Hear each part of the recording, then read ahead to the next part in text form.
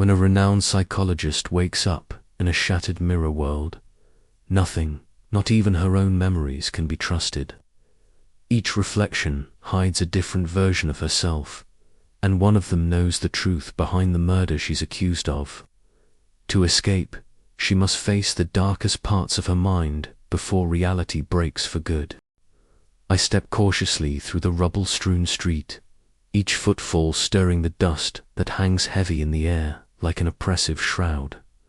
The city I once knew lies in ruins, the familiar skyline fractured, buildings twisted and broken like shards of glass scattered across the earth.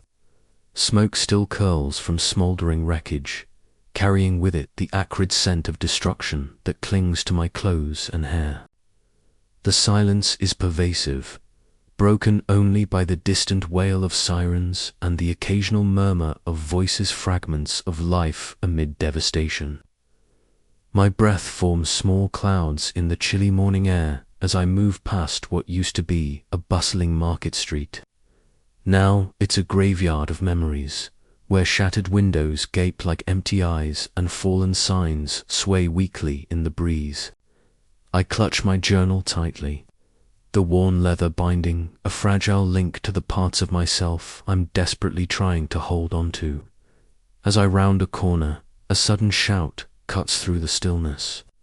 I freeze, heart pounding, before recognizing the voice steady, familiar. Jamal Farid steps into view, his face marked by a scar that traces a jagged line across his left cheek, eyes sharp and watchful beneath furrowed brows. He nods at me briefly, a silent acknowledgement of shared loss and unspoken pain. "Maya," he says, voice low but firm, "we need to keep moving. It's not safe here." I swallow, the weight of the past days pressing down like the rubble around us. The blast didn't just tear through concrete and steel. It shattered the very fabric of our lives. Survivors like us navigate this broken landscape, carrying wounds no one can see. The city's ruins mirror the fractures within our hearts. We walk side by side, the tension between us a palpable thread woven from grief and the fragile hope that maybe we can rebuild. The air vibrates with whispers, rumors, fueled by fear, suspicion, and despair.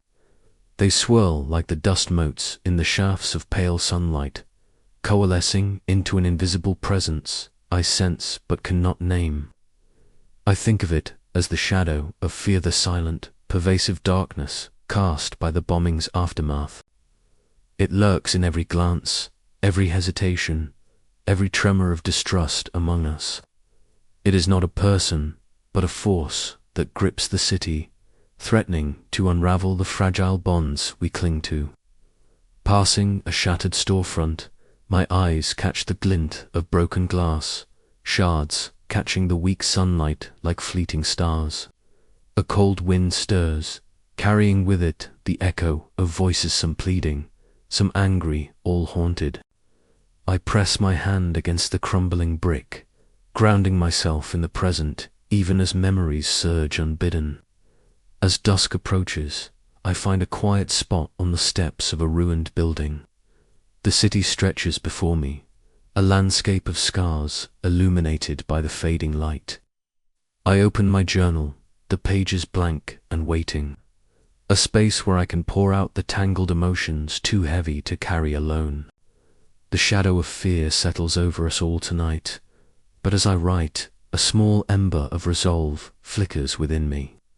The road ahead is uncertain, littered with obstacles both seen and unseen. Yet I am here, still breathing, still walking among the ruins. And that, perhaps, is the first step toward healing. The night deepens, and the city lies silent once more.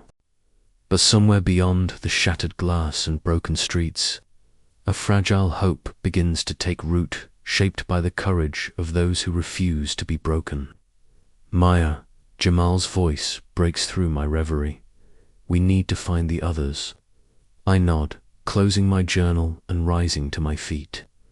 The city may be shattered, but its survivors are still here. And so am I. With one last look at the fading light, I step forward into the unknown. The early morning light filtered weakly through the cracked window pane, casting fractured shadows on the worn pages of my journal. I sat curled in the corner of my small apartment, the silence around me both a refuge and a prison. Outside, the city was stirring, sirens wailed in the distance, a reminder of the chaos that still lingered, while the dull murmur of rebuilding efforts filtered through the cracked walls. Yet here I was, trapped in a silence I could neither escape nor embrace. Each day since the bombing had folded into the next like the broken shards of glass that littered the streets below. I often found myself staring at the empty chairs around my kitchen table, the memories of laughter and life now replaced by an aching void. The faces of my husband and children haunted every corner of my mind, their absence a constant ache that refused to dull. I traced the edges of my journal with trembling fingers, the ink barely dry on the words I had struggled to write. Writing was supposed to be my solace, a way to give shape to the chaos inside me. Yet today, the words felt hollow, slipping away before they could take form. I closed the book gently, the weight of survivor's guilt pressing down like a stone on my chest. The community around me was beginning to stir too. I had seen the tentative steps taken by neighbors and strangers alike, small gatherings at the community center, whispered conversations in damaged shops, and the slow, careful restoration of what had been lost. But beneath the surface, the wounds ran deep. Fear, suspicion, and sorrow wove through the air like a thick fog. It was at one of these gatherings that I first met Layla Hassan. She stood at the center of a small group at the community center, her curly hair catching the pale light, her smile warm yet tinged with the grief only those who had lost everything could understand. Layla was a beacon, a steady flame in the darkness, organizing support groups and memorial events with a fierce determination to restore some semblance of hope. "We can't let this tragedy define us," she told us one evening, her voice steady and sure. "Our strength is in our community, in our shared stories and our care for one another. Healing is fragile, yes, but it begins with us." Her words resonated in the room, a tentative balm for many. Yet as I looked around, I saw the guarded expressions, the walls survivors had built to protect themselves from further pain. I realized then that healing was not a path paved with certainty. It was a delicate dance between hope and despair. Contrasting with Layla's nurturing presence was Omar Khalil, the investigative journalist whose sharp gaze seemed to pierce the very soul of our broken city. I had seen him at the community center only briefly, his disheveled appearance and intense eyes marking him as someone who carried scars deeper than the physical. In the cluttered newsroom where he worked, surrounded by stacks of papers and flickering monitors, Omar delved into the shadows left by the bombing. He sought truths hidden beneath layers of silence and denial, pushing against the tide of complacency. Yet his investigations often left him isolated, wrestling with his own demons as he uncovered uncomfortable realities. "People want to forget," Omar had said to me once, his voice low and edged with bitterness. "But forgetting won't heal us. We need to face the truth, no matter how painful." His conviction was undeniable, but so was the weariness etched into his face. It reminded me that trauma wore many masks. Some screamed in silence, others raged in darkness. As days passed, I found myself wandering the shattered streets more frequently, drawn to the broken storefronts and makeshift memorials that dotted the cityscape. Each step echoed with memories and loss. The scent of burnt wood and dust hung heavy in the air, mingling with the faint aroma of flowers placed by grieving hands. The city, once vibrant and alive, now bore the scars of destruction, a physical reflection of the fractures in our lives. Yet, amid the rubble, small signs of life persisted. A child's drawing taped to a cracked window, a faded photograph carefully preserved in a broken frame, a single candle flickering in the night. These fragments of hope clung stubbornly to survival, much like the fragile threads that connected us all. And despite the hollowness inside me, a part of me longed to reach out, to mend the rift between my isolation and the community's cautious embrace. But the path was uncertain. Every step forward seemed shadowed by doubt, every connection threatened by the weight of unspoken grief. I wrestled with the question that haunted my waking hours. How could I forgive myself for living when my family did not? How could I trust a world that had shown itself so cruel? The shadow of fear loomed over us all, not as a person, but as a presence. It whispered in rumors, seeded mistrust among neighbors, and fed the paranoia that sometimes boiled over into anger. We were all prisoners to it in some way, struggling to break free but unsure how. Yet, even in the darkest moments, small lights flickered. Leela's unwavering compassion, Omar's relentless pursuit of truth, and the shared stories of survivors clinging to life all hinted at the possibility of healing. It was fragile, uncertain, and painfully slow, but it was there. I closed my eyes that night, the distant sounds of the city settling into a quiet rhythm. Somewhere beyond the shattered glass and broken streets, beyond the pain and the fear, lay the possibility of renewal. And though I could not yet grasp it, I knew the journey toward that fragile hope had begun. The city's ruins stretched out before me like a cracked mirror, each shard reflecting fragments of a life I barely recognized anymore. I found myself drawn to the community center more often these days, not because I sought company, but because the quiet there was different. It was a refuge from the endless echoes of the blast that rattled my mind, a place where the weight of silence was bearable, almost sacred.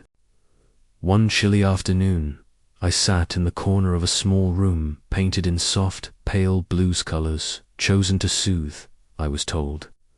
The light filtered in through tall windows, casting long shadows that danced gently across the worn wooden floor.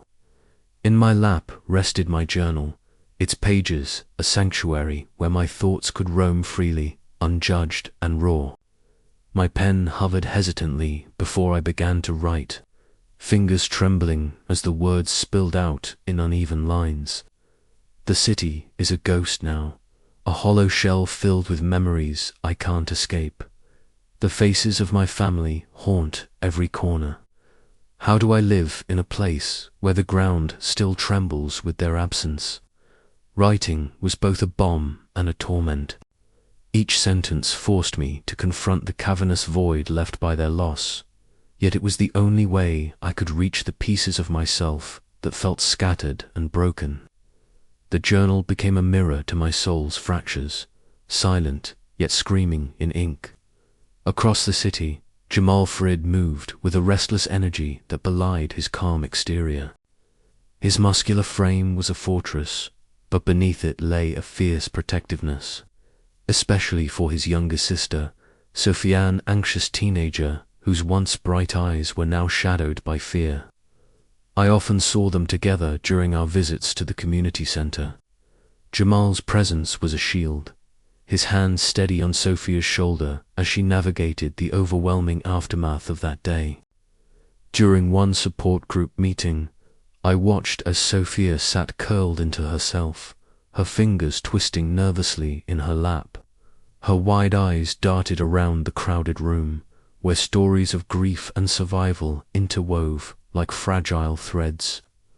"It's okay to be scared," Jamal whispered quietly, his voice a low rumble of reassurance. "We're here, and we're not alone." His words, simple yet profound, seemed to anchor her momentarily. It was in these small acts of care that the invisible wounds of trauma began to surface, demanding acknowledgement even when the body bore no scars. It was during one of these group sessions that Dr. Elias Nader introduced himself to us. His presence was calm and measured, a steady beacon amid the storm of emotions that often threatened to overwhelm. With glasses perched on the bridge of his nose and a gentle smile that never felt forced, he spoke of healing not just the body but the mind and soul. "We carry many scars," he said, addressing the group. "Some are visible, others hidden deep within, but all deserve attention. Therapy isn't a sign of weakness. It's a tool to reclaim your life." His words resonated deeply, though the path ahead felt daunting. I found myself returning to his sessions week after week, drawn not only by his understanding, but also by the communal hope that flickered in that small room. Between visits, I continued to write. My journal became a tapestry of my internal landscape, moments of despair interspersed with glimmers of hope. One night, as the city slept under a fragile veil of darkness, I spread the pages out on my table. The soft glow of a desk lamp illuminated the inked words, testimonies of pain, resilience, and the slow stirrings of acceptance. Each entry was a step forward, a tentative bridge from isolation to connection. Yet, the journey was far from linear. Some days, the shadows returned with relentless force, threatening to swallow the fragile progress. But even then, the act of writing, of naming the fear, was a quiet rebellion against the silence that tried to claim me. In the background, Jamal's unwavering support for Sophia reminded me that survival was not just about endurance, but about the bonds we forged in the aftermath. His struggle with anger and his efforts to protect his sister mirrored my own battles with guilt and withdrawal. Together, our stories intertwined, a testament to the complexity of grief and the unspoken understanding shared by those who walk through fire. The community center, once a mere building amidst rubble, had transformed into a sanctuary where fractured souls gathered to rebuild not just their city but their spirits. Under Dr. Nader's guidance, we learned to face the silent scars that lingered long after the physical wounds healed. There was no quick fix, no magic balm, only the slow, painstaking work of healing. One breath, one word, one shared moment at a time. As I closed my journal that evening, a quiet thought settled within me. Amidst so much brokenness, perhaps there was still room for hope. Fragile, uncertain, but real. And for the first time in a long while, I allowed myself to believe that maybe, just maybe, healing was possible. The sun hung low over the battered city, casting long shadows through the skeletal remains of once familiar streets. Maya Alami perched on the cracked steps of a half-collapsed building, her fingers tracing the rough cement as if it might anchor her drifting thoughts. Beside her, Jamal Farid shifted uneasily, his scarred cheek catching the fading light. The air was thick with dust and the distant murmur of recovery efforts, but between them, an unspoken weight pressed heavily. "I never thought I'd see this place again," Maya whispered, eyes fixed on the horizon where smoke still curled faintly from distant fires. And yet, here we are, trying to make sense of what's left. Jamal nodded, his gaze distant. "It's like the city's been wounded, but so have we. Sometimes I wonder if the pain inside is worse than the rubble outside." She swallowed, the familiar lump of survivor's guilt tightening her throat. "I write it down sometimes, all the things I can't say aloud. Maybe that's why I come here, to remind myself that I'm still alive, even if everything else feels broken." He glanced at her, the hard lines of his face softening for a moment. "I keep a photo of my crew in my wallet. Lost a lot that day, but I have to keep moving for Sophia's sake." The mention of his sister stirred a flicker of warmth in Maya's chest. Their shared grief, though expressed differently, formed a fragile bridge between them. Days later, the community center buzzed with cautious energy. Leila Hassan stood at the front, her curly hair catching the fluorescent lights as she addressed the gathered survivors. Her bright smile was a beacon, though Maya glimpsed the flicker of pain behind it. "We've been through unimaginable loss," Leila said, voice steady but gentle. "But together we can build a future, one where fear doesn't rule us." Murmurs of agreement rippled through the room, yet beneath the surface, eyes darted nervously, whispers of doubt threading through the crowd like a bitter undertow. The shadow of fear lingered, invisible but palpable. Meanwhile, Omar Khalil sat hunched over a cluttered desk in a cramped apartment, the walls plastered with newspaper clippings and photographs. His fingers traced the edges of a survivor's diary he'd recently found, pages filled with raw, unfiltered accounts of the bombing's chaos. "There's more to this," Omar muttered to himself, eyes scanning for inconsistencies. Someone wanted to bury the truth. His discovery sent ripples through the community, stirring unease that threatened to fracture the tentative solidarity Leila worked so hard to sustain. That evening, as the meeting dispersed, two survivors' hushed voices rose in accusation. Fear morphed into suspicion, and suspicion into anger. Shadows lengthened as the city held its breath. The fragile threads binding its people strained to the breaking point. Maya watched from a distance, heart heavy.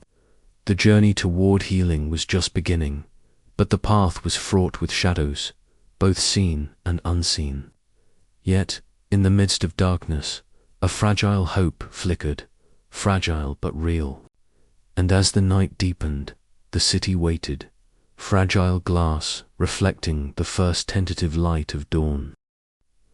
The evening settled over the city like a silken shroud, the remnants of daylight fading into a twilight soaked with melancholy. Inside her modest apartment, Maya Alami sat hunched over her journal, the pages illuminated by the soft glow of a flickering lamp. The room was silent but for the scratch of her pen. Tracing memories she struggled to voice aloud, the echo of her children's laughter, the warmth of their small hands in hers. Moments now shattered and scattered like broken glass. She closed her eyes, willing the past to come alive. A flash of sunlight danced across the kitchen table where her daughter, Noor, had once sat. Fingers sticky with honey, the sound of her innocent giggle ringing in Maya's ears. Her son Sami had chased a stray cat down the hallway, his youthful exuberance filling the cramped space with life. Those were the days before the bombing, before the world had cracked open and spilled its darkness into every corner of her existence. Pain pressed against her chest like a vice, but beneath it stirred a fragile thread of determination. She opened her eyes and returned to her journal, the act both a balm and a burden. Writing was her refuge, a way to wrestle with the unbearable weight of loss, to give form to the nameless fears that clawed at her. Outside, the city breathed unevenly. Streets bore the scars of devastation craters where buildings once stood proud, windows like vacant eyes staring blankly into the grey sky. Amid the rubble, life persisted in stubborn bursts, the distant wail of sirens, the murmur of voices piecing together fragments of normalcy, the flutter of a tattered flag clinging to a broken pole. Maya's thoughts shifted to Jamal, Farid, whose presence had become a constant in this fractured landscape. She remembered their last conversation, the tension vibrating between them like an unspoken current. Jamal's anger was a flame that threatened to consume, his desire for justice burning hotter with each passing day.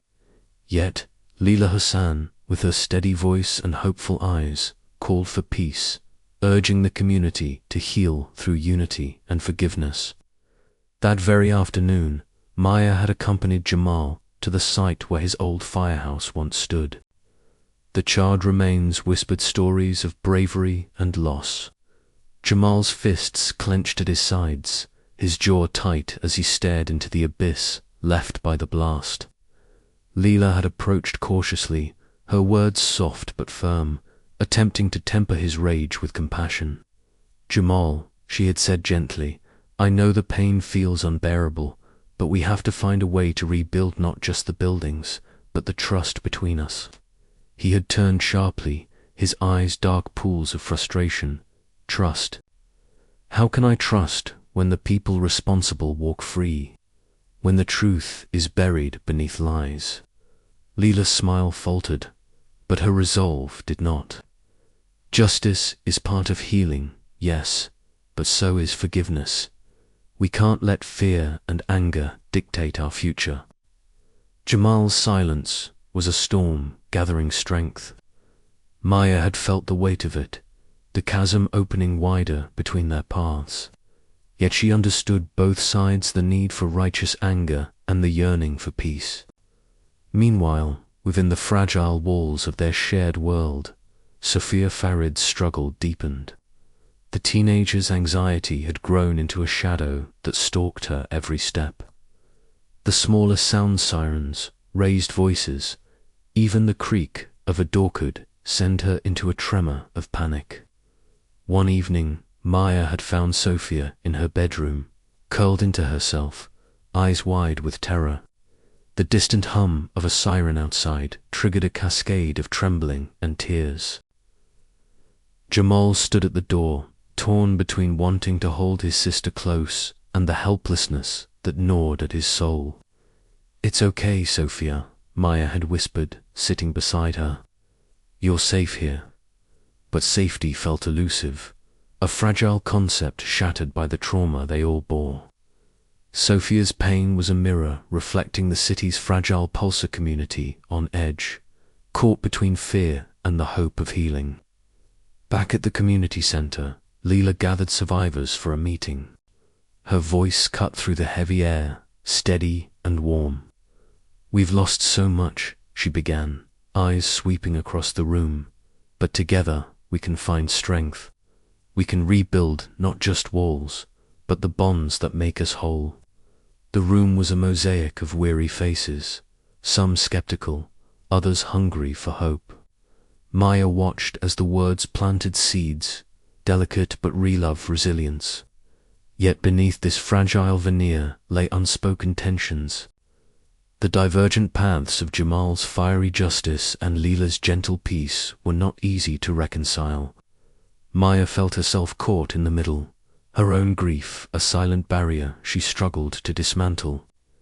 That night, as the city's lights blinked uncertainly through the haze, Maya lay awake, her mind threading through memories and fears. Could healing emerge from this tangle of pain and anger? Could the community find a way to walk forward without fracturing further? Her pen scratched once more across the journal page, a whisper of hope etched in ink. The road ahead was long and uncertain, but somewhere beneath the surface, a fragile light flickered, waiting to be nurtured into dawn. The chapter closed on this fragile tension, a pause before the inevitable reckoning. The survivors, each bearing their own wounds, stood at the crossroads of grief and hope, their fates intertwined in the city's slow, arduous journey toward healing. And as shadows lengthened, the question lingered: how would they choose to move forward in a world forever altered? The evening air was thick with an uneasy stillness as I entered Omar's cramped apartment, the faint glow of a single desk lamp casting long shadows over piles of papers and worn books. The city outside still bore the scars of that terrible day, but here, in this small room, a fragile hope flickered, born from a discovery that might change everything. Omar sat hunched over a tattered diary, its leather cover cracked and softened by time and handling. His fingers trembled slightly as he turned the yellowed pages. The ink faded, but the words sharp and vivid. "This," he said quietly, "is a survivor's story, one we haven't heard before. I leaned closer, catching the faint scent of old paper and dust rising from the fragile book. The diary belonged to someone who had been caught in the blast, someone who had lived through the chaos and terror, and now, through these words, spoke to us across the gulf of pain and silence. As Omar read aloud, his voice low and steady, the room seemed to shrink around us, the weight of memory pressing down. The survivor wrote of the first explosion, terrible, shattering sound that tore through the bustling streets like a cruel thunderclap. They described the confusion and the screams, the desperate scramble for safety, the faces of friends lost to the smoke and ruin. But amid the horror, there were moments of humanity, a shared glance, a helping hand, a whispered promise to survive. The diary was raw and unfiltered, a mosaic of fear, grief, and fragile hope. I found myself clutching the pages as if they were a lifeline.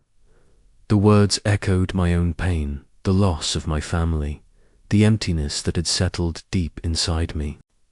Yet, in the survivor's voice, there was also a call to remember, to bear witness, to hold on to the fragile threads that still connected us. The next day, Omar brought the diary to the community center. Leela, ever the heart of our fragile group, organized a gathering where survivors could listen, share, and confront the truths the diary revealed.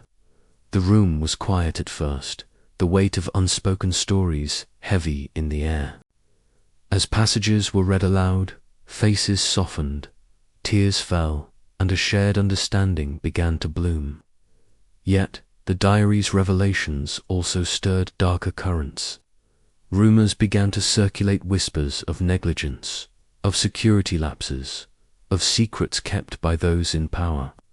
The shadow of fear crept in again, unseen but palpable, sowing distrust and suspicion among us. Voices rose in anger and fear, accusations flared, and the delicate bonds we had begun to rebuild trembled under the strain. In the midst of the turmoil, I found solace in quiet moments reading the diary alone, writing my own reflections in my journal, and confiding in Omar and Leela. I sensed a subtle shift within me, a tentative opening of the heart that had long been closed. Leela moved among us like a steady flame, offering comfort and calm. I watched her soothe a frightened child, her voice soft and unwavering, a reminder that even in the darkest times, compassion could shine through. As the days passed, the community wrestled with the truths unearthed by that fragile book. Would we allow fear to divide us further, or could we find strength in our shared pain? The answers were not clear, but the diary had forced us to confront the past in a way we never had before. And so, beneath the shadow of uncertainty, amidst whispers of truth and fear, the slow work of healing continued. Our city was broken, our hearts fragile, but within those cracks, a flicker of hope glimmered, waiting to be nurtured. The diary was more than a collection of memories. It was a mirror held up to our collective soul, reflecting loss and resilience, despair and courage. As I closed its cover one evening, I realized that our journey was no longer solitary. We were bound together by the stories we shared, the wounds we dared to expose, and the fragile promise of tomorrow. Yet, questions lingered. Could we trust one another again? Could we face the shadows that haunted us without losing ourselves?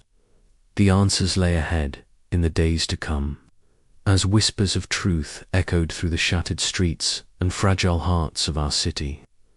The night deepened outside, but within me, a quiet determination took root.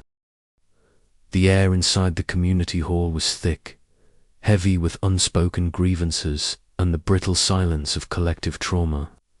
The low hum of whispered conversations was suddenly shattered by a sharp voice rising above the rest.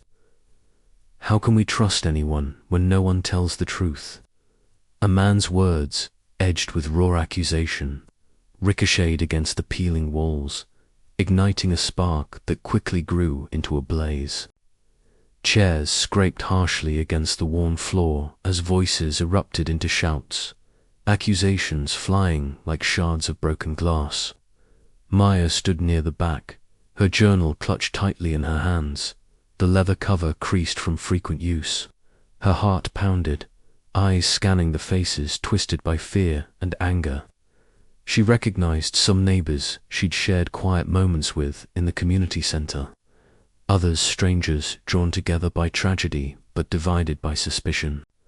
Jamal was at her side, his broad frame tense, eyes flicking from person to person, muscles coiled like a spring ready to snap. Enough, Jamal's voice cut through the chaos, firm and commanding. He stepped forward, hands raised, trying to anchor the storm swirling around them. We're all hurting. Pointing fingers won't bring anyone back. We have to stand together, not tear each other apart. His words, though steady, barely rose above the clamoring voices. A woman near the front, face pale and eyes wild, spat back, stand together, while secrets fester, while those in power sweep the truth under the rug. We deserve answers, not platitudes. Leila Hassan moved calmly through the crowd, her presence a balm amid the rising tension. Her voice was gentle but resolute as she addressed the group. I understand your pain. We all want justice and healing, but anger won't heal wounds or build bridges. Let's take a breath, listen to each other. Compassion has to be our foundation. Despite her soothing tone, the room remained charged. The fragile bonds between survivors stretched thin. Maya's thoughts drifted to the shadow that had hovered over the city since the bombing, the invisible force of fear that whispered doubt and suspicion into every heart. Tonight, it felt as though that shadow had solidified into a tangible wall between them. Outside, the cold night air bit sharply through the cracked windows. Sophia Fered huddled close to her brother, trembling. The anxiety that had plagued her since the bombing seemed to intensify in the charged atmosphere. She clung to Jamal's jacket, seeking the protection her young heart desperately craved. Inside, the confrontation escalated as a man accused another of withholding vital information about the bombing's aftermath. Voices rose, and suddenly a chair was hurled across the room, crashing against the wall with a sickening crack. Gasps echoed, and for a moment the room teetered on the edge of chaos. Jamal moved quickly, stepping between the two men, his voice low but firm. This isn't the way. We have to fight with words, not fists. Maya felt tears prick her eyes as she watched the scene unfold. The raw pain etched on every face mirrored her own turmoil, the relentless struggle between hope and despair. She thought of her journal, the pages filled with her deepest fears and memories, a silent witness to her journey through grief. As voices slowly calmed under Leila's persistent mediation, Maya realized that the fractures in their trust were as much internal as external. Fear had wrapped itself around their hearts, making openness and forgiveness seem impossible. Yet, in the midst of the turmoil, the faintest glimmer of connection remained a fragile thread linking them all. The meeting ended with no clear resolution, but the eruption had forced buried emotions into the light. Maya and Jamal walked home side by side, the night air cool against their skin. Sophia stayed close, her small hand clutching Jamal's. We can't keep living like this, Maya said quietly, breaking the silence. We have to find a way through the darkness. Jamal nodded, his jaw tight. We will, but it won't be easy. Fear doesn't just disappear overnight. As they disappeared into the shadows of the fractured city, the weight of the night lingered. The path ahead was uncertain, marked by mistrust and pain. Yet beneath it all, a fragile hope persisted, one that might, in time, mend the shattered glass of their lives.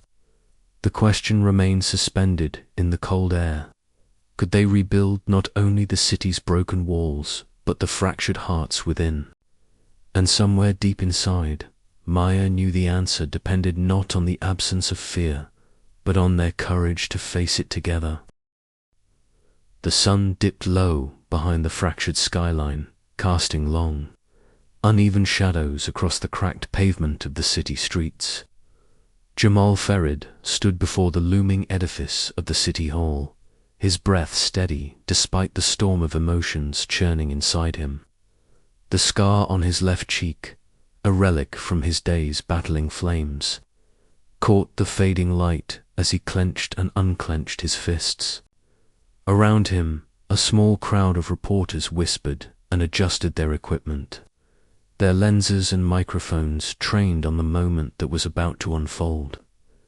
Jamal's mind raced through every word he had rehearsed, every argument he had sharpened in the quiet hours since dawn. He was no stranger to confrontation, having faced down infernos and chaos, but today's battle was different. It was not against flames or rubble, but against the invisible failures that had left his city vulnerable. The bombing had shattered not only buildings, but the very trust that held the community together. Back in her dimly lit apartment, Maya Alami sat at her desk, the soft scratch of pen against paper the only sound breaking the silence. Her journal lay open before her, pages filled with jagged lines and looping scripture, testament to the turmoil roiling beneath her calm exterior. She paused, fingers hovering over the paper, before continuing to write. Each word was a fragile step towards something she had long resisted, forgiveness, not just of others, but of herself.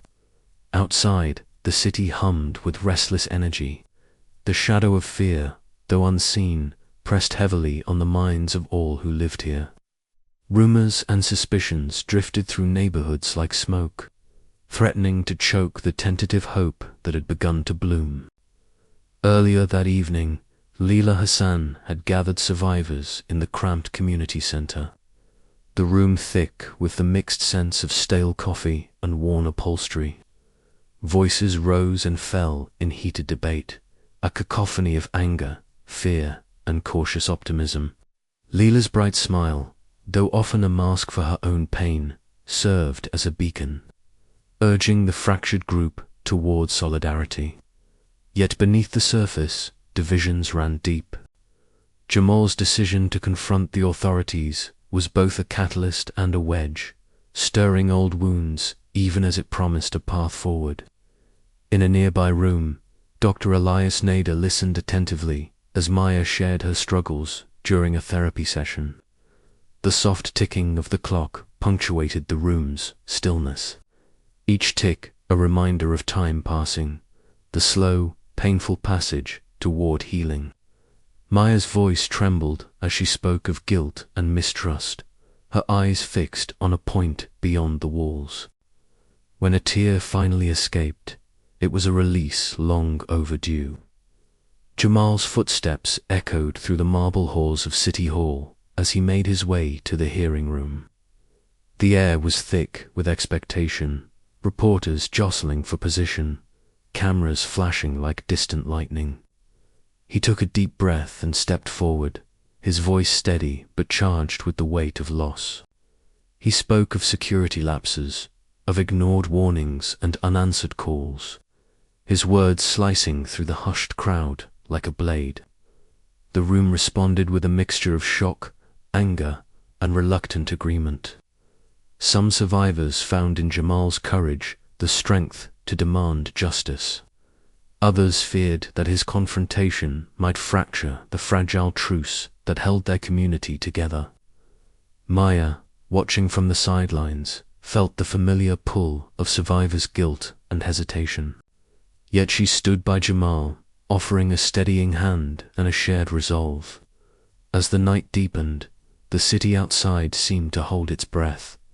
The crossroads had been reached.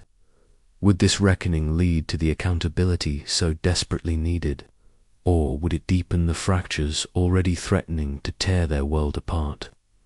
Maya closed her journal and looked out her window at the city lights, each one a small flame against the gathering darkness. Somewhere within that fragile glow lay hope, tenuous, flickering, but undeniably alive. And with that hope came the first whispers of healing. The therapy room was quiet, save for the soft patter of rain against the window pane. Outside, the city's broken skyline blurred behind the glass, smeared by the gentle drizzle. Maya sat across from Dr. Elias Nader, her fingers nervously twisting the hem of her sleeve. The air was thick with the unspoken, a fragile tension that seemed to hold her heart captive. For weeks, she had come here, carrying the weight of silence like a shroud. She had listened, nodded, and let the sessions pass without revealing the tempest locked inside. But today felt different. Something in the way Dr. Nader's calm eyes met hers, steady and inviting, made the walls she had built begin to crumble. "Tell me what you're feeling," he said softly, his voice a balm to her frayed nerves. Maya swallowed hard, the lump in her throat growing. She looked down at her hands, trembling beneath the weight of memories she had tried so hard to bury. The faces of her children flashed behind her eyelids, their laughter, the chaos of everyday life, and then the searing blast that had ripped her world apart. Tears welled up and spilled over before she could stop them. "I feel lost," she whispered, "like I'm trapped in a glass cage, shattered but still holding together somehow." Dr. Nader nodded gently. "That's a powerful image. It's okay to feel broken, Maya.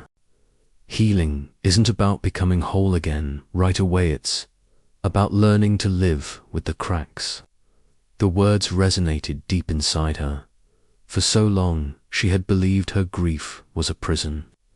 Now, she glimpsed the possibility of something else, fragile, tentative healing. Later that evening, Maya met Jamal on a quiet street corner. The city was cloaked in the soft hues of twilight, the air cool and still.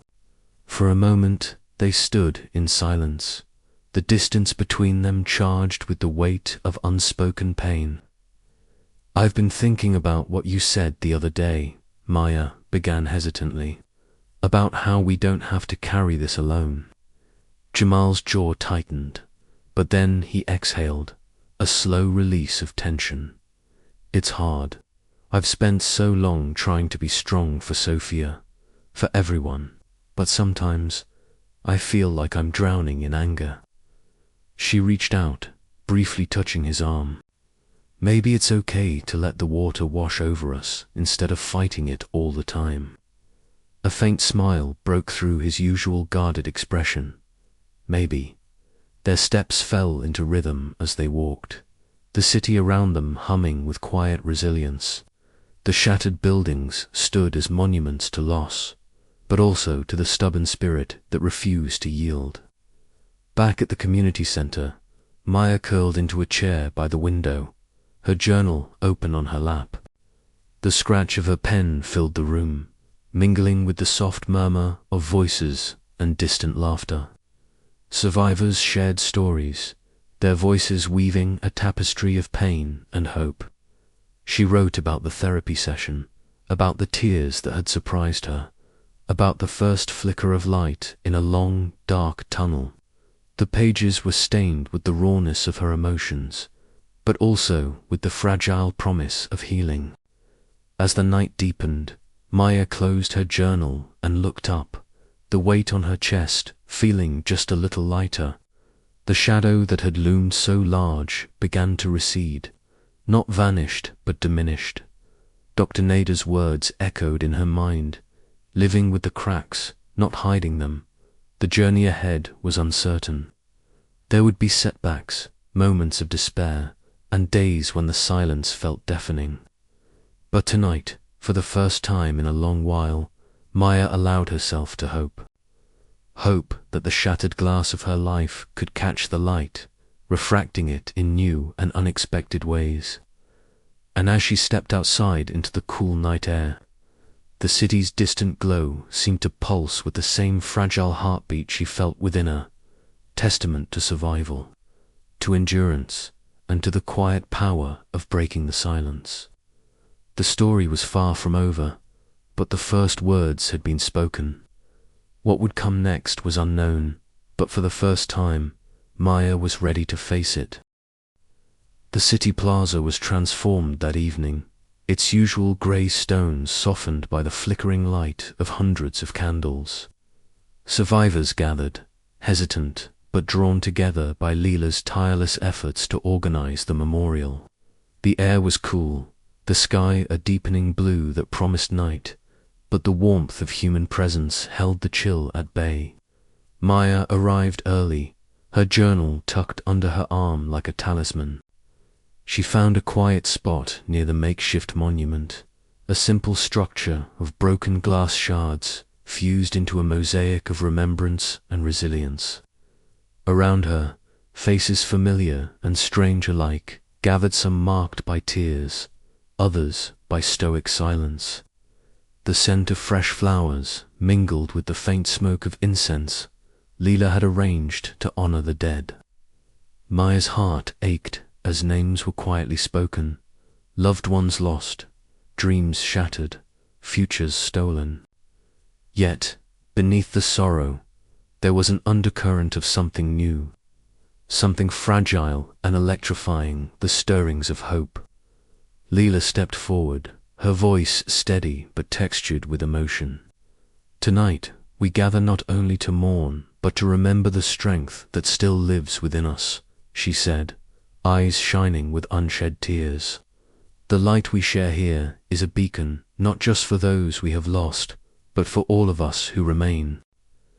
Maya watched as the crowd responded, candles raised high, faces illuminated by the golden glow. Jamal stood nearby, his presence solid and reassuring. He held Sophia close, whispering words only she could hear, a barrier against the creeping shadows that still haunted her. The ceremony flowed with quiet prayers and shared stories. Survivors stepped forward to lay flowers, to touch the mosaic, to leave behind tokens of memory. Maya found herself compelled to write a few lines in her journal, capturing the mingled grief and hope that filled the night air. Each word was a small step away from silence, from the walls she had built around her pain. As the event drew to a close, a gentle breeze stirred the flames, and Maya felt a shift within herself, as if the collective heart of the city beat stronger tonight. The shadow of fear had not vanished, but it was no longer all-encompassing. There was space now for healing, for connection, for the slow rebuilding of trust. Walking home later, Maya thought of the countless broken pieces, lives, families, dreams, and how, like the glass in the mosaic, they could be fused into something new and beautiful. Fragile, yes, but real. She looked up at the stars, distant and cold, but constant, and for the first time in many months, she allowed herself to believe in a future where light could break through even the deepest darkness. The night was far from over, and the road ahead uncertain. But tonight, the shadows lifted, if only a little, and that was enough to kindle a fragile flame of hope that might one day grow into something stronger. With a final glance back at the glowing plaza, Maya whispered to herself, "We will survive. We will heal." And though the city still bore its scars, in that moment it was alive with possibility. The night settled quietly over the city, but within Maya a new resolve was taking root.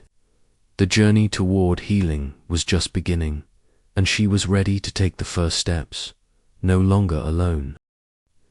The evening air was heavy with the scent of rain-soaked asphalt as I made my way through the cracked sidewalks toward the small cafe where we had agreed to meet. The city around me bore its scars with a stubborn resilience, boarded-up windows patched over with hastily nailed plywood, faded murals painted over the rubble, and the distant drone of construction equipment laboring to stitch the broken streets back together. Yet here I was, about to face a different kind of rebuilding, the fragile architecture of family long fractured. I pushed open the cafe door, a soft chime announcing my arrival, and spotted him immediately. My brother sat hunched at a corner table, the light from a half-burnt candle flickering against the worn wood, casting delicate shadows across his weathered face. His eyes, dark and guarded, lifted to meet mine with a mixture of surprise and wariness.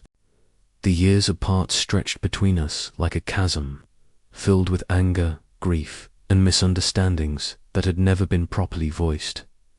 "Maya," he said quietly, his voice rough but steady, "I wasn't sure you'd come." I swallowed hard, feeling the weight of that simple word come as if it were a bridge extending out from both of us, trembling under the strain of old wounds. "Neither was I," I admitted, sliding into the seat opposite him. Our hands brushed briefly as I set my worn journal on the table, a silent testament to the stories I had carried alone for so long. For a while we sat in silence, the only sound the steady patter of rain against the windowpane. Outside, the city's restless pulse continued, ambitious and unyielding, but inside, time seemed suspended, caught between past and present. "I've thought about you every day," he finally said, voice low. "After everything, I didn't know how to reach out." I nodded, the familiar ache of loss and regret blooming anew. "I felt abandoned," I confessed, eyes tracing the delicate rim of my coffee cup, "like you left me to carry it all alone." He looked down, ashamed. "I was scared of what you'd say, scared of what I might feel, but I'm here now." The tension between us began to unravel, thread by tentative thread. Words came easier then, stories spilled forth, shared memories of childhood laughter, the warmth of family dinners, the unbearable silence after the blast. We spoke of grief, of blame, and of the desperate hope to find some semblance of peace. Meanwhile, in another corner of the city, Jamal was engaged in a quieter but no less profound battle. His younger sister, Sophia, sat curled on the worn couch in their apartment, her fingers trembling as she clutched a small, worn blanket. The shadows cast by the late afternoon sun stretched long across the cracked walls, echoing the shadows in her eyes. Jamal knelt beside her, his large hands steadying her shaking ones. "Breathe with me, Sophia," he murmured softly, guiding her through slow, measured inhales and exhales. The room was filled with the fragile sound of her uneven breathing gradually smoothing, the tension in her body loosening like a knot slowly undone. "You're safe here," Jamal whispered, the unwavering steadiness in his voice, a bomb against the storm of anxiety that so often threatened to overwhelm her. "I'm here. We'll get through this." Sophia's eyes flickered with gratitude and fear, the vulnerability raw and unguarded. In that moment, the protective barrier Jamal so often wore cracked, revealing the deep well of love and worry beneath his resolute exterior. Back in my small apartment, I sat alone late into the night, flipping through an old photo album that felt heavier with each page. The faded images' smiling faces frozen in sunlit moments were ghosts of a life that once was. My fingers traced the outlines of my husband's face, my children's laughter captured in frozen frames, and a pang of sorrow tightened my chest. Outside, the distant hum of machinery and voices was a reminder that the city continued to heal, brick by brick, street by street. Yet within me, the process was slower and more uncertain, a delicate negotiation between holding on and letting go. The following weekend, a community center event brought survivors together in a fragile gathering of shared pain and cautious hope. The room was warm and filled with murmurs, the clinking of teacups, and the soft rustle of pages as people exchanged stories and memories. Stained glass windows filtered sunlight into shimmering patterns across the faces of those present, each marked by loss but illuminated by resilience. I saw my brother across the room, standing awkwardly beside familiar faces. Our eyes met briefly, and we shared a small, hesitant smiler, silent acknowledgement of the distance we were beginning to close. These moments, painful, fragile, and uncertain, were pieces of a larger mosaic. Just as the city struggled to rebuild its shattered streets, we were piecing together the fragments of our pasts, learning to forgive, to trust, and to hope again. But the path ahead was long, and the shadows that haunted us were never far behind. Yet, in these delicate threads of connection, I sensed the faint stirrings of something new, a fragile light, fragile but real, promising the possibility of healing. As I left the event that evening, the cool air wrapped around me like a tentative embrace. I carried within me the weight of memory and the spark of renewal, knowing that though the glass of our lives remained shattered, it could still catch the light in unexpected ways. And so, with cautious steps, I moved forward toward reconciliation, toward hope, toward the uncertain but necessary journey of rebuilding not just a city, but the fragile bonds of family and community. The community center's modest hall was packed to its seams, the air thick with anticipation and a palpable undercurrent of tension. Maya stood near the back, her journal clutched tightly in her hands, her tired eyes scanning the faces, the weary, the hopeful, and the hardened. At the front, Jamal Fareed's form was rigid, his presence commanding attention despite the unrest brewing in the room. "We cannot move forward by burying the truth," Jamal's voice rang out, steady but edged with the rawness of his pain. The bombing was not just a random act of violence, it was a failure of those who were supposed to protect us. We owe it to the victims, to those who lost their lives and those who survive, to demand accountability. His words echoed off the cracked walls, stirring murmurs among the crowd. Some nodded in fierce agreement, others exchanged uneasy glances. Leila Hassan stepped forward, her bright smile dimmed by the weight of the moment. Her voice was calm but resolute as she countered, "Justice is vital, Jamal, but so is healing. We must not let anger blind us to the power of forgiveness and the strength found in community. If we fracture now, the shadow of fear wins." A ripple of debate surged through the room. Maya felt the sharp sting of division slicing through the fragile bonds the survivors had been painstakingly weaving. She recalled the late nights spent writing in her journal, searching for words strong enough to hold her grief, yet gentle enough to foster hope. Jamal's clenched fists betrayed the storm within. "Forgiveness without truth is a hollow bomb," he insisted. "We deserve transparency. We deserve justice. Without it, we are just waiting for the next shadow to fall." Leila's eyes shimmered with unshed tears. "But justice must not become vengeance," she whispered. "If we lose each other now, we lose everything." Meanwhile, in a cramped apartment cluttered with papers and flickering screens, Omar Khalil sat hunched over a desk. His intense eyes scanned the latest batch of documents, internal memoranda, security reports, and confidential correspondence. His fingers trembled slightly as a cold, hard truth crystallized. A systematic cover-up of security lapses that had left the city vulnerable. This revelation, if made public, could ignite the already volatile community into open conflict. Omar's phone buzzed. A message from Maya: "Meeting is getting heated. Need your insight."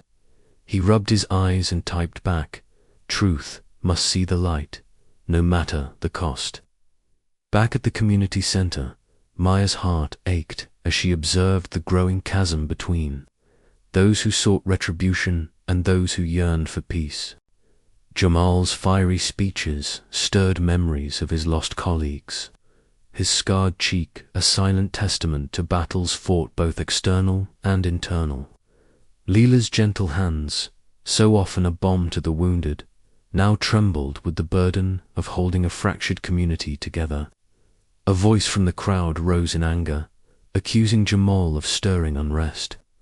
Another called out in support of Leela's vision of reconciliation. The room rippled with conflict, the air thick with suspicion and fear. The shadow of fear, though unseen, loomed larger than ever. Maya stepped forward hesitantly, clearing her throat. "We are all survivors," she said softly, "carrying wounds that may never fully heal. But if we tear each other apart now, what hope remains? We must find a path that honors our pain and respects our need for truth and peace." Her words hung in the charged silence, a fragile thread stretched taut between opposing forces. Jamal's gaze met hers, and for a moment the anger softened, replaced by weary understanding. Leela nodded, a tentative smile breaking through her fatigue.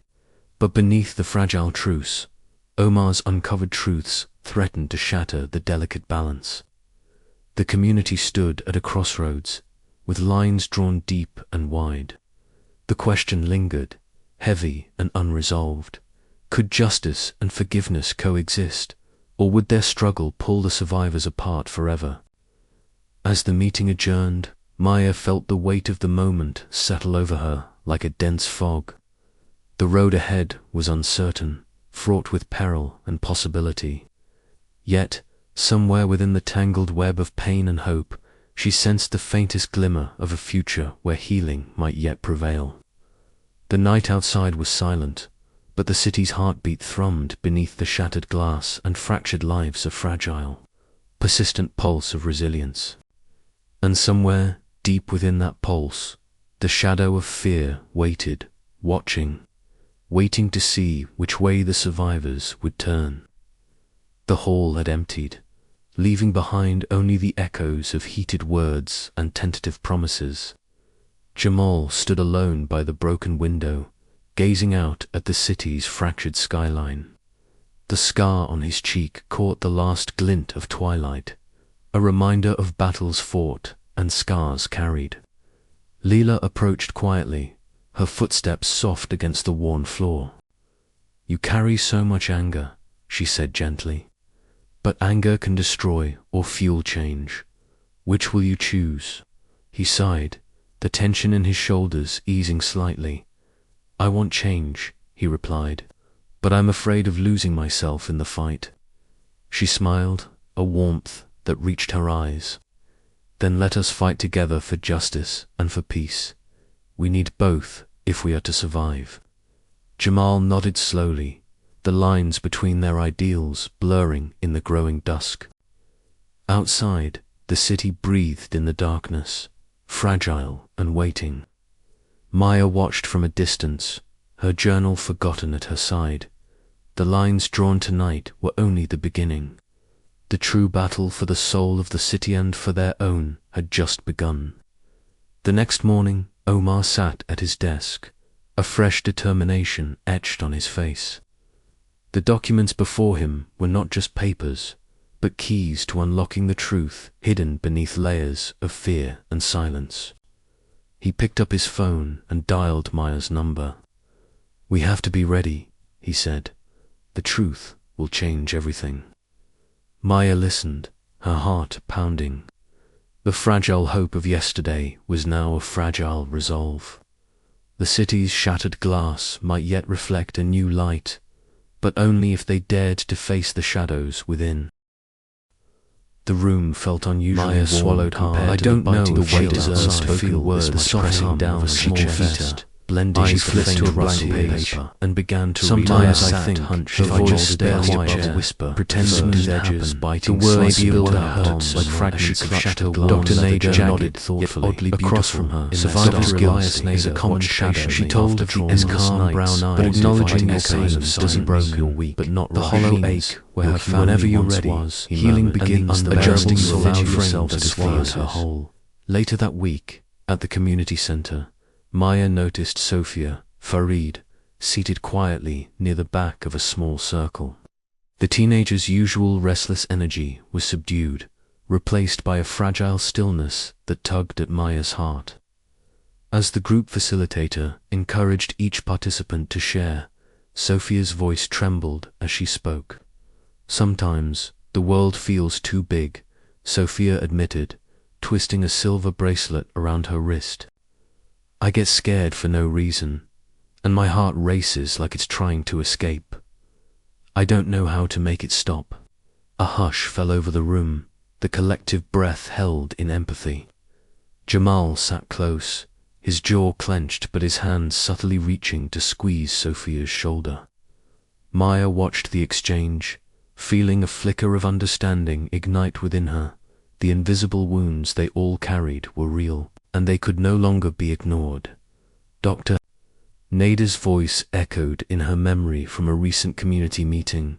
Trauma is not always visible. It seeps into the corners of our minds and hearts, shaping how we see ourselves and each other.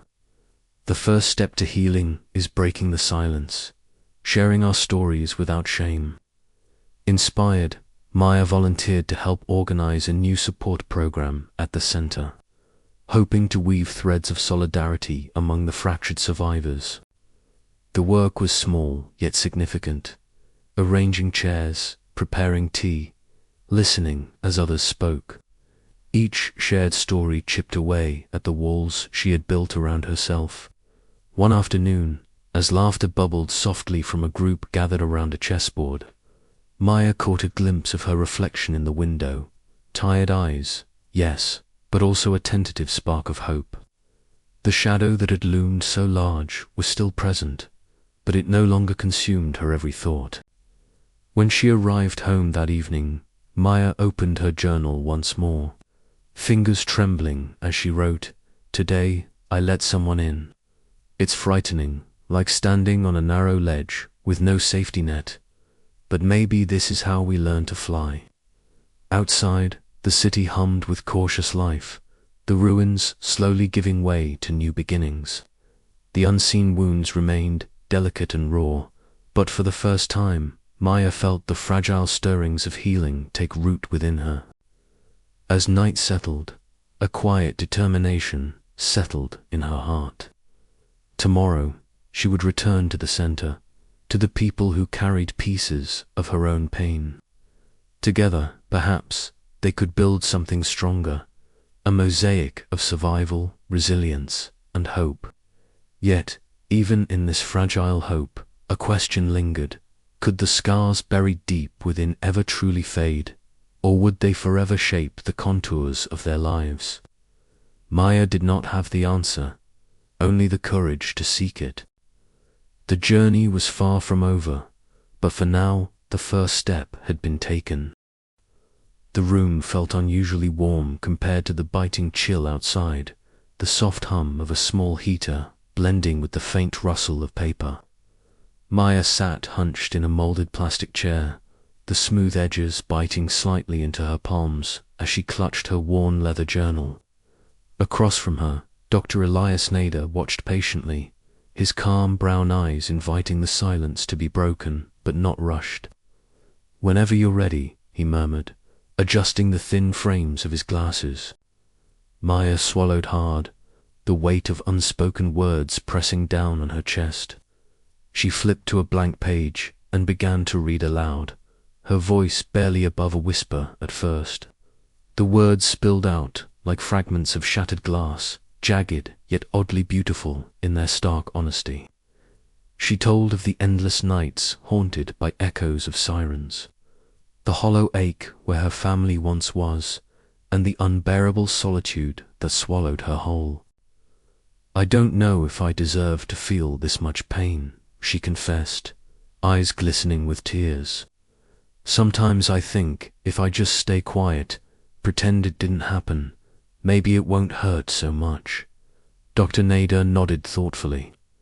Survivor's guilt is a common shadow after trauma. But acknowledging your pain doesn't mean you're weak. It means you're human. Healing begins the moment you allow yourself to feel. Later that week, at the community center, Maya noticed Sophia, Farid, seated quietly near the back of a small circle.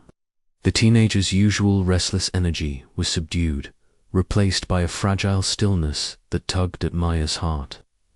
As the group facilitator encouraged each participant to share, Sophia's voice trembled as she spoke.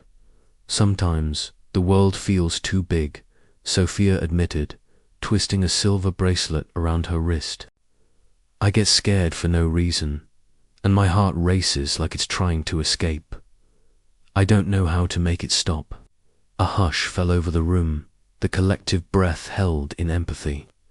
Jamal sat close, his jaw clenched but his hands subtly reaching to squeeze Sophia's shoulder. Maya watched the exchange, feeling a flicker of understanding ignite within her. The invisible wounds they all carried were real, and they could no longer be ignored. Dr. Nader's voice echoed in her memory from a recent community meeting. Trauma is not always visible. It seeps into the corners of our minds and hearts, shaping how we see ourselves and each other.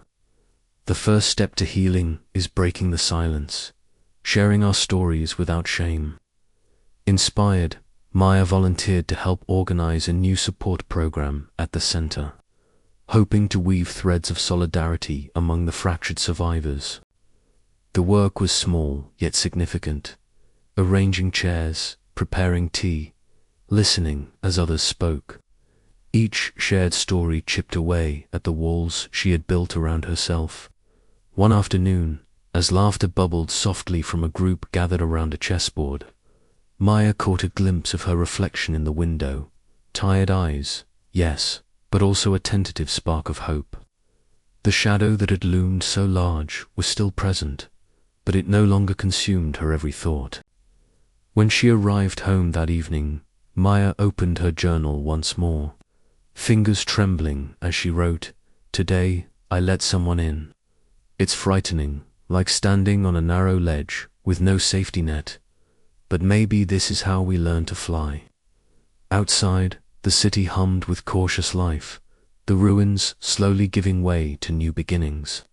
The unseen wounds remained delicate and raw, but for the first time, Maya felt the fragile stirrings of healing take root within her.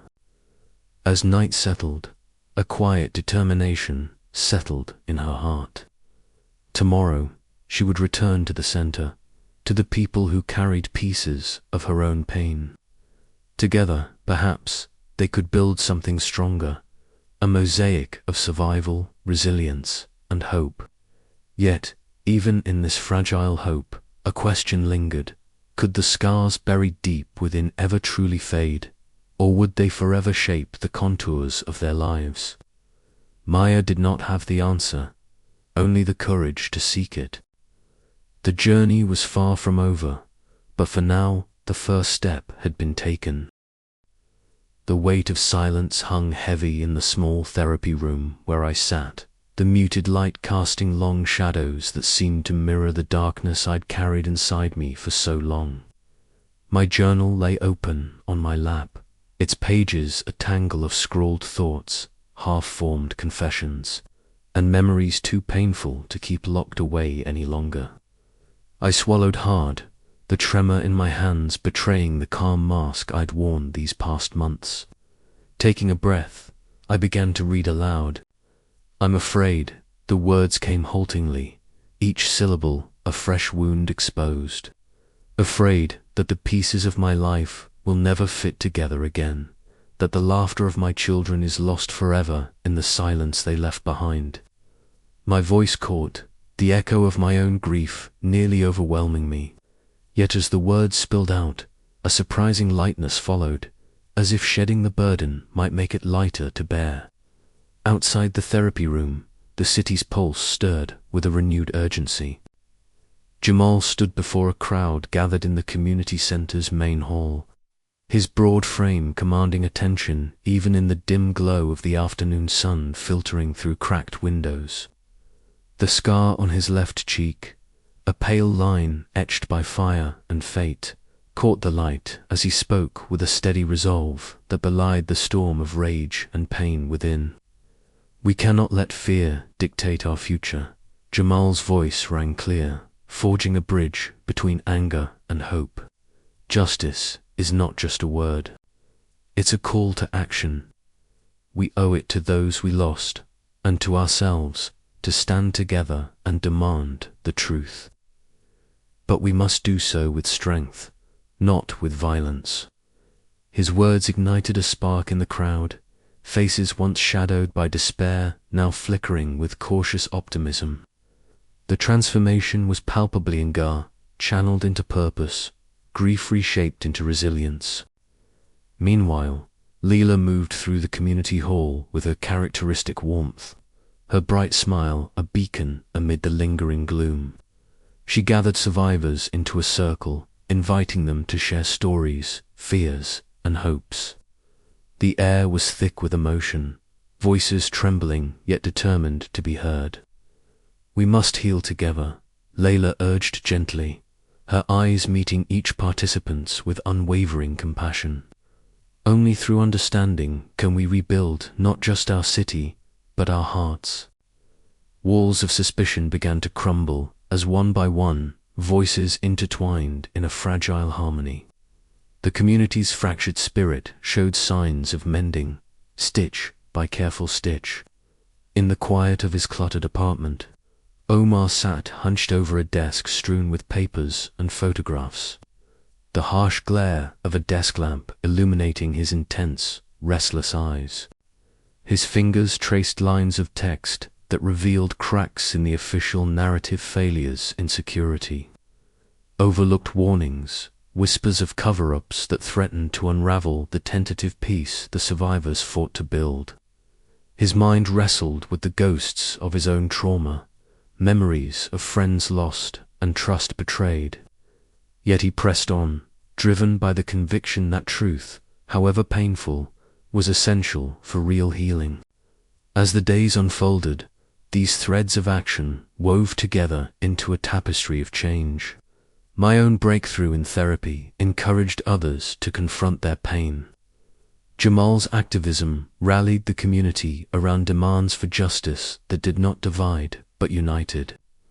Leela's peace-building fostered a renewed sense of solidarity, while Omar's revelations forced a reckoning with uncomfortable realities. The path was far from easy. Fear and suspicion still lurked in shadowed corners, the shadow of fear whispering doubts and distrust.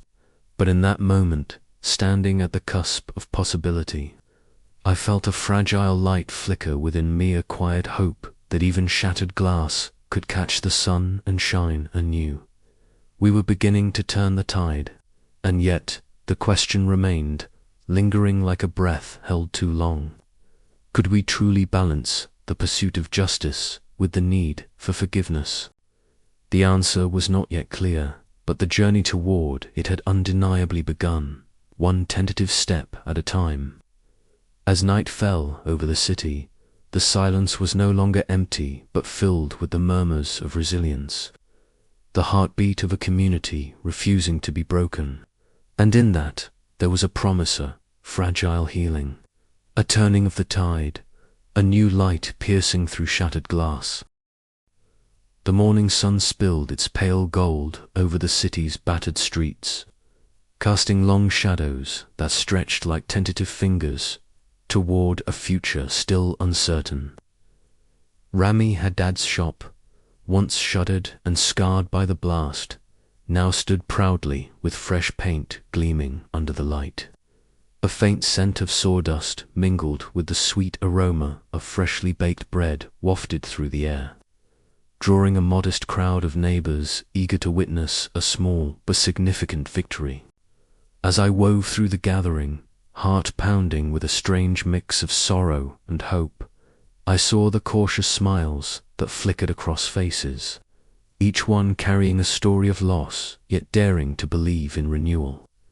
Stepping inside Rami's shop, the wooden floor still bore the scratches of hurried repairs, and shelves were stocked with essentials and treats alike. Rami himself stood behind the counter, his hands dusted with flour and paint, a tired but genuine smile playing on his lips. "It's not just about selling goods," he said quietly, eyes scanning the familiar faces. "It's about showing we're still here, still standing." I nodded, feeling the weight of his words settle deep within me. This reopening was more than commerce. It was a beacon, a signal flare in the dark that the city's heart beat on. Around me, neighbors exchanged small talk, laughter bubbling hesitantly beneath the surface, as though afraid to disturb the fragile peace. Later, at the community center, the hum of activity was a balm to my restless spirit. I had thrown myself into volunteering, finding in the simple acts of sorting supplies and distributing aid a kind of therapy that no words could provide. The center buzzed with tentative energy. Survivors who had once been strangers, now bound by shared pain and a communal desire to rebuild. Leila Hassan, ever the warm pillar, moved gracefully through the room, greeting each person with a bright smile that belied the shadows she surely carried. "Every little effort counts," she told me softly when I paused beside her. "This is how we stitch the fabric back together, thread by thread, heart by heart." Her words resonated, stirring a fragile hope inside me. Perhaps this was the beginning of something new, not just for the city's battered buildings, but for the fractured souls who called it home. Outside, Jamal stood watchful, his ever-present vigilance softened when his gaze fell on Sophia. The girl lingered near the playground, fingers clutching the strap of her backpack, eyes darting nervously as children laughed and chased each other in the waning afternoon light. Jamal's scarred cheek tensed briefly as he stepped closer, his voice low and steady. "You don't have to watch from the sidelines forever, Sophia. When you're ready, we'll be right here." Sophia's breath hitched, a small smile flickering as she took a hesitant step forward. It was a quiet victory, but a victory nonetheless, a fragile thread in the larger tapestry of healing. As evening settled, the community gathered in the center's modest hall. Leila took the floor, her voice ringing clear and warm through the room. "Rebuilding is not just about bricks and mortar," she said, eyes bright with conviction. "It's about mending what's been broken inside us. Together, we can face the shadows that linger. Together, we can find strength in one another." Her words hung in the air, a gentle promise against the backdrop of loss. I felt the room lean into her message, the tentative bonds among us tightening, if only slightly, against the chill of fear and suspicion that still whispered in the corners. Walking home later, I paused beneath a fractured street lamp, its light flickering like a heartbeat struggling against darkness. I pulled my journal from my bag, fingers trembling as I wrote. Today, the city breathes a little easier. The cracks may still show, but they are filled with hope. We are more than shattered glass. We are the light refracted through it, fractured but brilliant. And with that thought, I took a deep breath, stepping forward into the uncertain dawn. The days that followed carried the gentle rhythm of rebuilding, not just the physical, but the unseen threads that held us together. At Rami's shop, neighbors gathered not only for goods, but for conversation, laughter, and the simple comfort of shared presence. Maya's volunteer hours grew, her guarded nature slowly giving way to moments of genuine connection. Jamal's protective watch softened as Sophia found small joys beyond her fears. and Leela's leadership wove a tapestry of community that dared to dream of peace. Yet beneath the surface, the shadow lingered, a reminder that healing was a fragile process, never guaranteed, always tentative.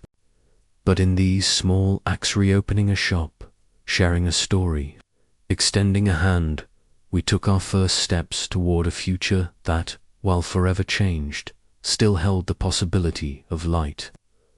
The city was breathing again, and so were we. The morning sun filtered gently through the tall windows of the community center, casting a warm, almost golden light on the worn wooden floors. Inside, a quiet hum of activity filled the space. Soft laughter, gentle whispers, the faint scratch of charcoal on paper.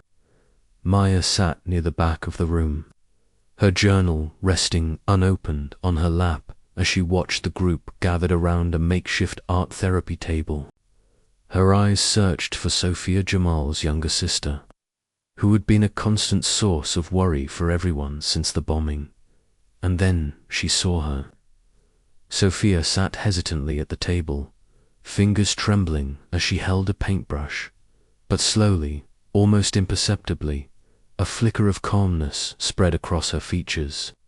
She laughed quietly at something Leela had said, a laugh so soft and fragile it seemed to hang in the air like a whispered promise. Maya's breath caught. It was a small moment, almost too delicate to hold on to, but it was there, a thread of hope weaving itself into the fabric of their broken lives. Leela stood nearby, her bright smile illuminating the room, despite the persistent shadows lurking behind it. "Look at that," she murmured to Maya, nodding towards Sophia. "She's finding her way back, bit by bit." Maya nodded, the weight in her chest easing just a fraction. It was moments like these that reminded her why she kept coming back, why she forced herself to volunteer at the center despite the gnawing ache of survivor's guilt that never quite loosened its grip. Later that day, Maya found herself at a small cafe nestled between two rebuilt storefronts, the scent of fresh coffee mingling with the distant aroma of jasmine from a nearby garden. Jamal arrived shortly after, his scarred cheeks softening as he settled across from her, the tension in his posture easing under the gentle clatter of cups and quiet murmur of other patrons. "How's Sophia?" Maya asked, her voice steady but laced with concern. Jamal exhaled slowly, his gaze steady. "Better. Small steps, but she's moving forward. It's a relief." They fell into a comfortable silence, the city's hum a constant backdrop, a reminder that life pressed on even when it seemed impossible. Their conversation drifted from Sophia to their own struggles, the barriers they had slowly begun to dismantle between each other. Where once there had been guarded pain, now there was cautious optimism, tentative and fragile but unmistakably real.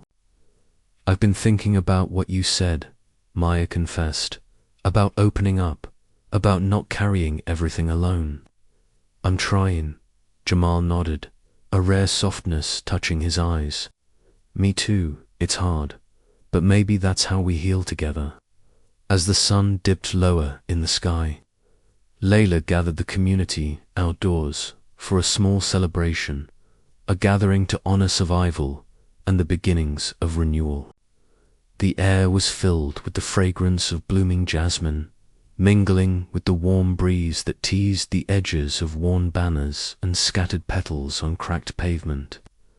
Survivors exchanged smiles, tentative but genuine, sharing stories that wove a tapestry of resilience and shared pain.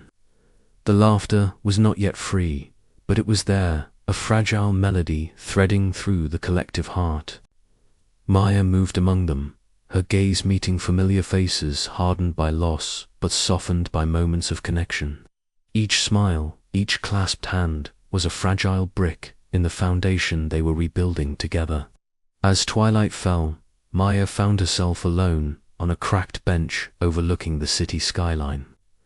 The broken glass shards embedded in the plaza below caught the fading light, fracturing it into a kaleidoscope of fractured reflections. The sight was bittersweet, a mirror of their lives, shattered yet catching glimmers of light. She pulled her jacket tighter around her, the evening chill a sharp contrast to the warmth within. Her thoughts drifted across memories, both painful and hopeful, weaving a quiet meditation on the journey they had undertaken. The shadow of fear still lingered in the corners of her mind, but tonight it felt less oppressive. Hope, fragile and tentative, had taken root. The city was still broken. The scars ran deep. But in these echoes of hope, Maya found a reason to believe that healing, however slow and uncertain, was possible. Tomorrow, she whispered to the night, we try again. And with that, she rose from the bench, footsteps light against the cracked pavement, carrying with her the fragile promise of a new day. The small apartment was thick with the scent of stale coffee and burning candles, the only light emanating from Omar Halil's laptop screen. Papers were strewn across the desk and floor, a chaotic mosaic of documents, photographs, and typed reports. Omar's fingers trembled slightly as he scrolled through the latest batch of leaked files. His eyes, sharp yet shadowed by fatigue, scanned every line with painstaking care. These documents were different, far more damning than the cautious whispers and rumors he had chased these past months. Security reports, internal memos, emails between officials' warnings about vulnerabilities ignored, protocols bypassed, and pleas for increased vigilance dismissed as bureaucratic noise.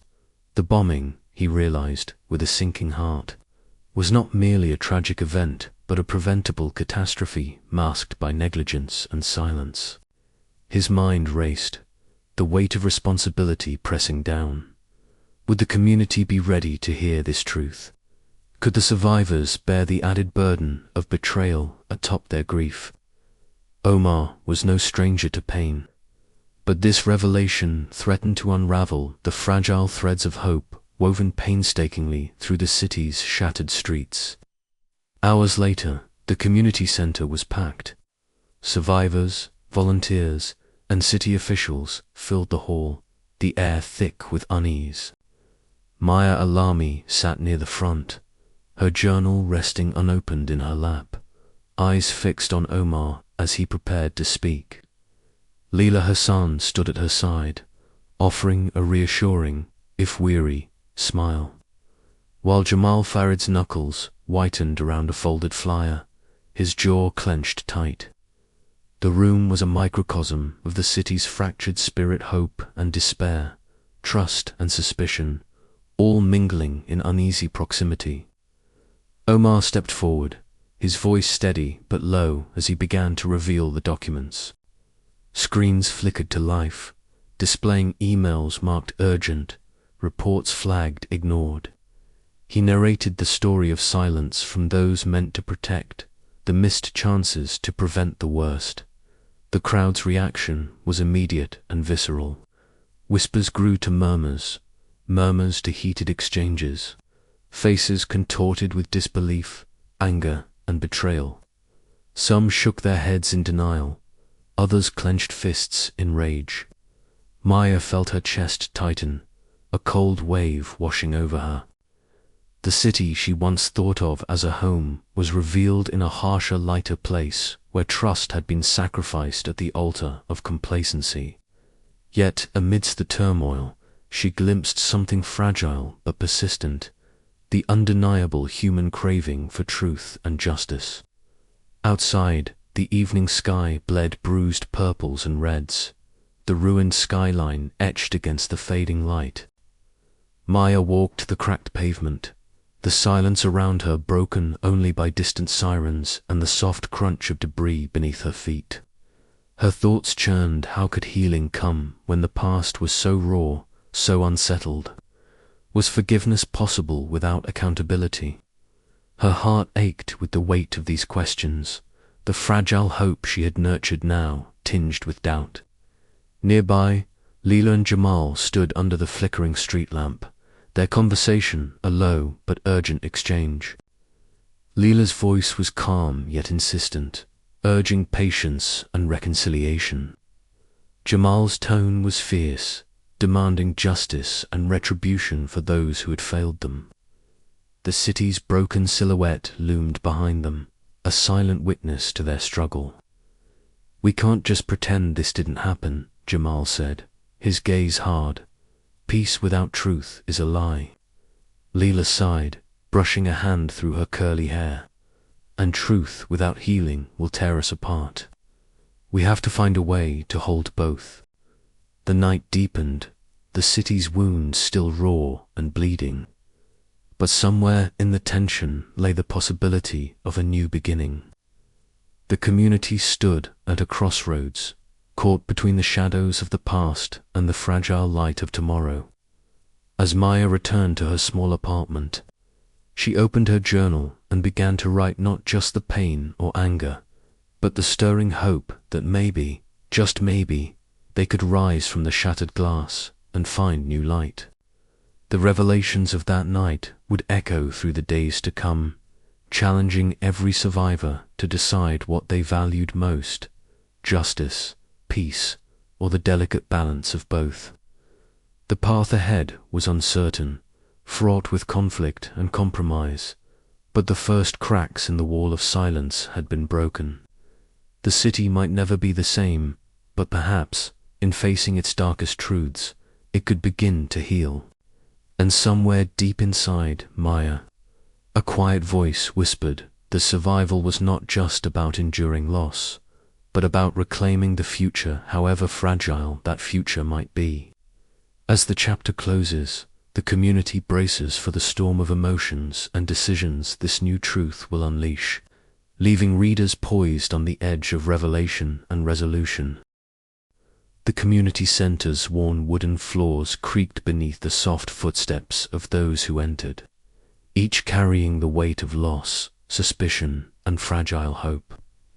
Maya stood near the entrance, her dark hair pulled back tightly, eyes scanning the faces that gathered in the low-lit room. The air was thick with the mingled scents of old paint, faint incense, and nervous anticipation. Jamal, ever the steady presence, positioned himself beside her. His muscular frame rigid but open, scarred cheek catching the glow of the overhead lights. For weeks, the city had been a mosaic of whispered fears and quiet gestures of survival. Now, here in this room, survivors from different neighborhoods, backgrounds, and experiences sat together, their eyes flickering with distrust and the tentative possibility of connection. The shadow of fear still hovered a silent, invisible presence that made every glance cautious, every word calculated.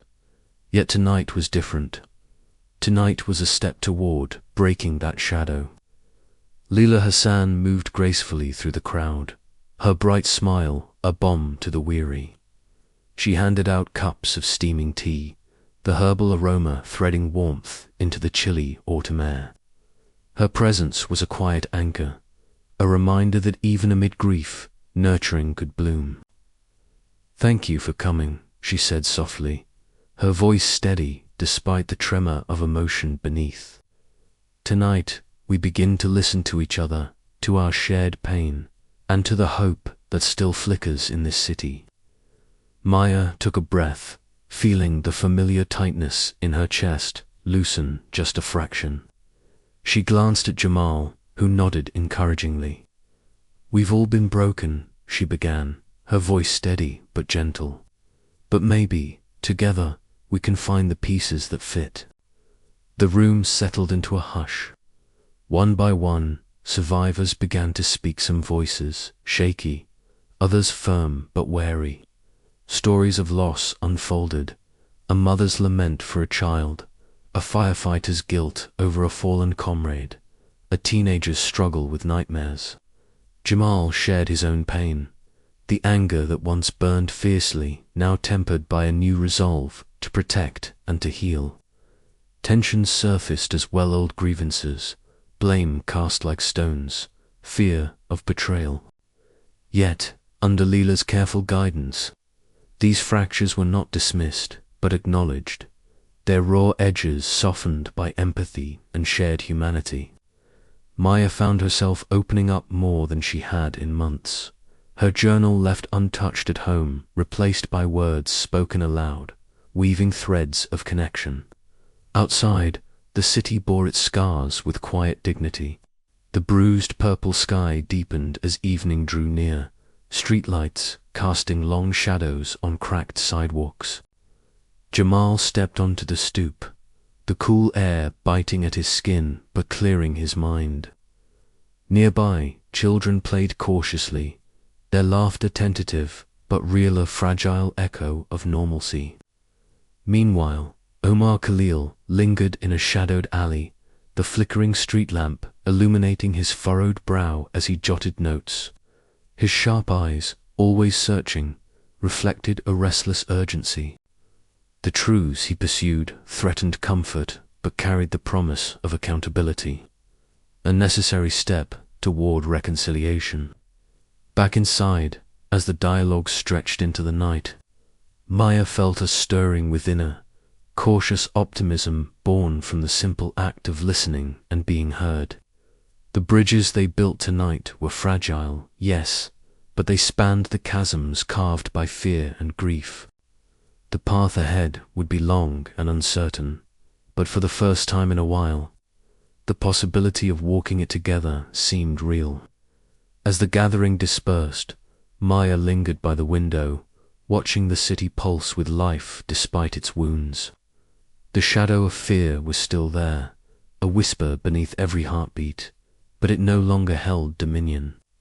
Tomorrow and the days beyond held promise, a chance to rebuild not just buildings, but the very soul of their community.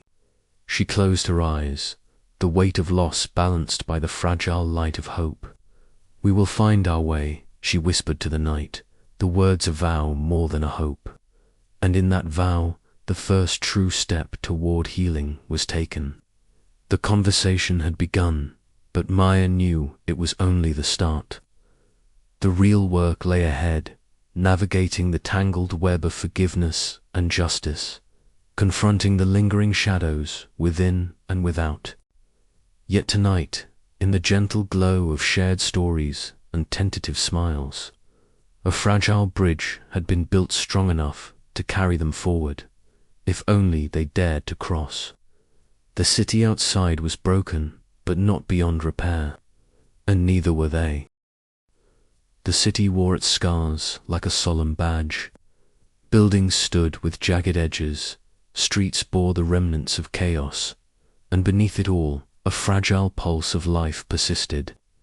I often found myself wandering the narrow paths of the community garden where the sun filtered gently through the leaves, casting dappled light that seemed to dance with the shadows, both a reminder of what had been lost and what was yet to be reclaimed.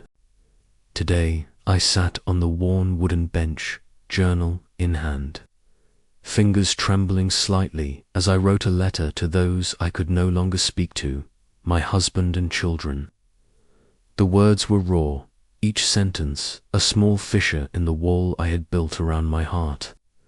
I told them of the slow, uncertain steps I was taking toward healing, not the kind that erased pain, but the kind that allowed it to coexist with hope. Jamal appeared quietly beside me, his presence familiar and steady. He carried with him the weight of loss and anger, yet there was a softness I had come to cherish in his gaze, especially when he looked at his sister Sophia, who was slowly learning to breathe beyond her anxiety. I watched from a distance as they repaired the broken window of their home together, their hands careful, their laughter fragile but real. The sunlight caught the shards of glass, scattering light like tiny promises scattered across the floor. It was moments like these that stitched me back to the world, reminding me that survival was not merely about enduring, but about embracing the cracks where light could seep in. Leela was at the community center, her voice a balm to the weary souls who gathered there. She spoke of resilience not as a grand, triumphant force, but as a gentle, persistent flame that flickered even in the harshest winds. Her smile, though sometimes stretched thin over the exhaustion of loss, held a fierce determination to nurture hope. In her eyes, I saw the reflection of all of us, a collective yearning to rebuild not just walls, but trust, compassion, and connection. Yet, the shadow of fear still lingered, an invisible presence that haunted the spaces between us.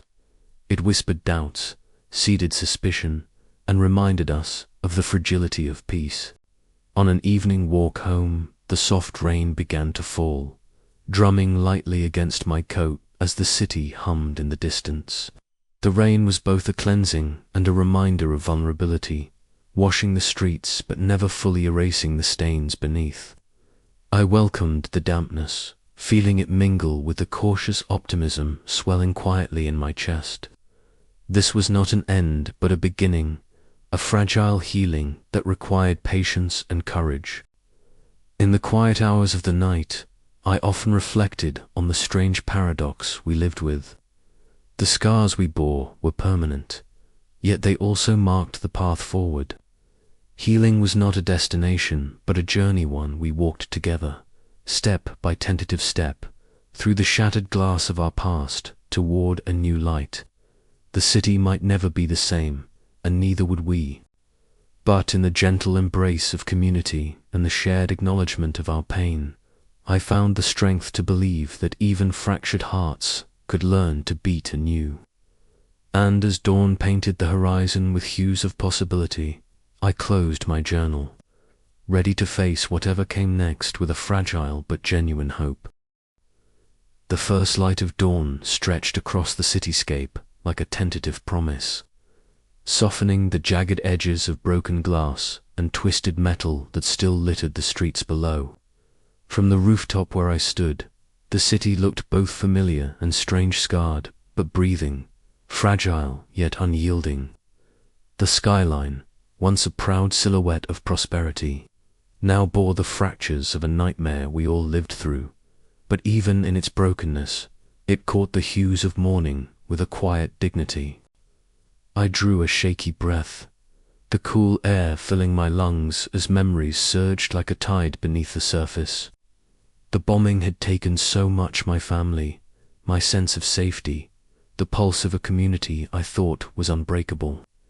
Yet here I was, still standing, still breathing, still searching for the slivers of light in the shards of shattered glass. Behind me, the city stirred. Through the narrow alleyways and street corners, life began to creep back in, tentative and cautious. The distant murmur of voices rose, mingling with the soft clang of construction and the laughter of children who dared to reclaim the streets.